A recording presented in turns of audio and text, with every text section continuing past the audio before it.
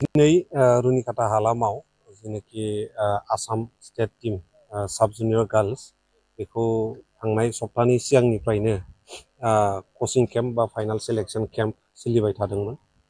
बाहाय टटेल 40सा गेलेगिरिफ्रा बाहागो लादोंमोन बा रिपर्टिं होदोंमोन। आसाम नाङैनो सेलेक्ट खालामनानै लाबोनाय 40सा। दा बिनि उनाव कचिं खालाम लास्टाव 22 जन प्लेयार्सखौ सेलेक्ट खालामनाय जाबाय आरो बे 22 जना आसामखौ रिप्रेजेन्ट खालामगोन आरो बेंगलाव जानो गोनां बेंगलनि बेरामपुराव जानो गोनां जेनाखि नेशनेल फुटबल चेम्पियनशिप साब जुनियर गार्ल्स बेहाय बे टीमा बाहागो लाहैगोन।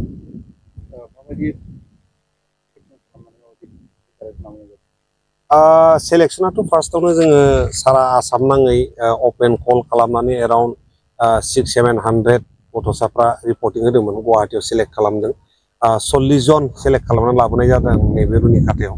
दा 40 जननि गेजेराव आरोबाव 2 सप्ता 3 सप्ता कचिं खालाम ट्रेनिं होयै फाइनेलि 22 जन सेलेक्ट खालामबाय आरो खोब पारफरमेन्सआ मोजां जादों आरो जोङो गोग्गाथाव बाथ्रा दिनै बे रुनिकाटा बायदि चिरां दुवार बायदि गोदोसोनाय मोनसे जायगायाव जोङो स्टेटनि मोनसे जेनाखि स्टेट लेभेलनि केम्पखौ जोङो बाहाय बानायफैनो हादों, कचिं केम्पखौ बानायफैनो हादों। बे जोंनि ओनसोलनि थाखायबो गोग्गाथाव बाथ्रा आरो जोङो आसा खालामदों बे टीमा थांनानै मोजां गेलेहैगोन आरो जोंनि आसामनि थाखाय मोजां नाम लाबोगोन। माब्ला जागोन?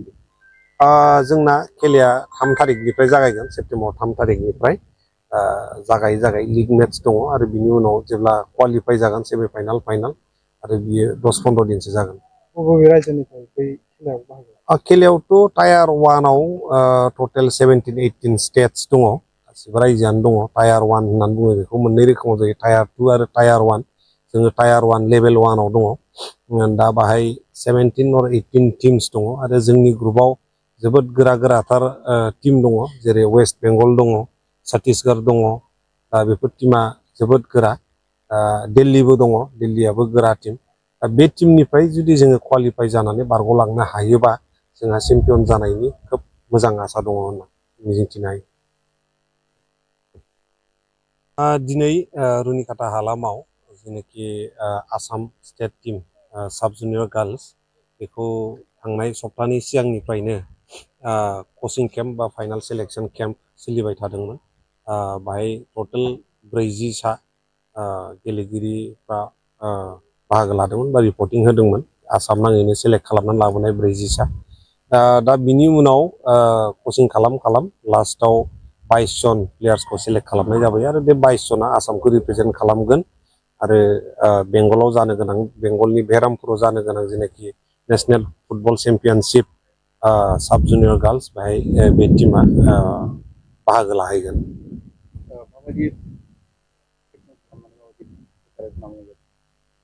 सेलेक्सनाथ' फार्स्टआवनो जोङो सारा आसाम नाङै अपेन कल खालामनानै एराउन्ड 600-700 गथ'साफ्रा रिपर्टिं होदोंमोन। गुवाहाटियाव सेलेक्ट खालामदों। 40 जन सेलेक्ट खालामनानै लाबोनाय जादों नैबे रुनिकाटायाव। दा 40 जननि गेजेराव आरोबाव 2 सप्ता 3 सप्ता कचिं खालाम ट्रेनिं होयै फाइनेलि 22 जन सेलेक्ट खालामबाय आरो खोब पारफरमेन्सआ मोजां जादों आरो जोङो गोग्गाथाव बाथ्रा दिनै बे रुनिकाटा बायदि चिरां दुवार बायदि गोदोसोनाय मोनसे जायगायाव जोङो स्टेटनि मोनसे जेनाखि स्टेट लेभेलनि केम्पखौ जोङो बाहाय बानायफैनो हादों, कचिं केम्पखौ बानायफैनो हादों। बे जोंनि ओनसोलनि थाखायबो गोग्गाथाव बाथ्रा आरो जोङो आसा खालामदों बे टीमा थांनानै मोजां गेलेहैगोन आरो जोंनि आसामनि थाखाय मोजां नाम लाबोगोन। माब्ला जागोन? जोंना खेलाया 3 थारिखनिफ्राय जागायगोन। सेप्तेम्बर 3 थारिखनिफ्राय जागायै लिग मेट्स दङ आरो बिनि उनाव जेब्ला क्वालिफाइ जागोन सेमि फाइनाल फाइनाल आरो बियो 10-15 दिनसो जागोन। बबे रायजोनिफ्राय बै खेलायाव बाहागो? खेलायावथ' टायार 1आव टटेल 17-18 स्टेट्स दङ। गासिबो रायजोआनो दङ। टायार 1 होननानै बुङो बेखौ मोननै रोखोमाव जायो, टायार 2 आरो टायार 1। जोङो टायार 1 लेभेल 1आव दङ। दा बाहाय 17 or 18 टिम्स दङ आरो जोंनि ग्रुपाव जोबोद गोराथार टीम दङ, जेरै वेस्ट बेंगल दङ, छत्तीसगढ़ दङ। बेफोर टीमा जोबोद गोरा। दिल्लीबो दङ, दिल्लीयाबो गोरा टीम। बे टीमनिफ्राय जुदि जोङो क्वालिफाइ जानानै बारग'लांनो हायोबा जोंहा चेम्पियन जानायनि खोब मोजां आसा दङ होनना मिजिंथिनो हायो। दिनै रुनिकाटा हालामाव जेनाखि आसाम स्टेट टीम साब जुनियर गार्ल्स बेखौ थांनाय सप्तानि सिगांनिफ्रायनो कचिं केम्प बा फाइनाल सेलेक्सन केम्प सोलिबाय थादोंमोन। बाहाय टटेल 40सा गेलेगिरिफ्रा बाहागो लादोंमोन बा रिपर्टिं होदोंमोन।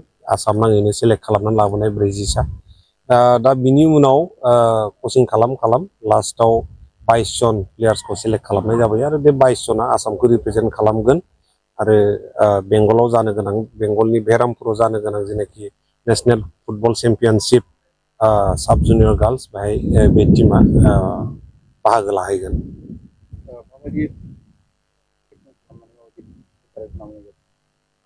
सेलेक्सनाथ' फार्स्टआवनो जोङो सारा आसाम नाङै अपेन कल खालामनानै एराउन्ड 600-700 गथ'साफ्रा रिपर्टिं होदोंमोन। गुवाहाटियाव सेलेक्ट खालामदों।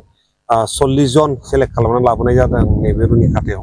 दा 40 जननि गेजेराव आरोबाव 2 सप्ता 3 सप्ता कचिं खालाम ट्रेनिं होयै फाइनेलि 22 जन सेलेक्ट खालामबाय आरो खोब पारफरमेन्सआ मोजां जादों आरो जोङो गोग्गाथाव बाथ्रा दिनै बे रुनिखाथा बायदि चिरां दुवार बायदि गोदोसोनाय मोनसे जायगायाव जोङो स्टेटनि मोनसे जेनाखि स्टेट लेभेलनि केम्पखौ जोङो बाहाय बानायफैनो हादों, कचिं केम्पखौ बानायफैनो हादों। बे जोंनि ओनसोलनि थाखायबो गोग्गाथाव बाथ्रा आरो जोङो आसा खालामदों बे टिमा थांनानै मोजां गेलेहैगोन आरो जोंनि आसामनि थाखाय मोजां नाम लाबोगोन। माब्ला जागोन बे? जोंना खेलाया 3 तारिखनिफ्राय जागायगोन। सेप्तेम्बर 3 तारिखनिफ्राय जागाय लिग मेट्स दङ आरो बिनि उनाव जेब्ला क्वालिफाइ जागोन सेमि फाइनाल फाइनाल आरो बियो 10-15 दिनसो जागोन। बबे रायजोनिफ्राय बै खेलायाव बाहागो? खेलायावथ' टायार 1आव टटेल 17-18 स्टेट्स दङ। गासिबो रायजोआनो दङ। टायार 1 होननानै बुङो बेखौ मोननै रोखोमाव जायो, टायार 2 आरो टायार 1। जोङो टायार 1 लेभेल 1आव दङ।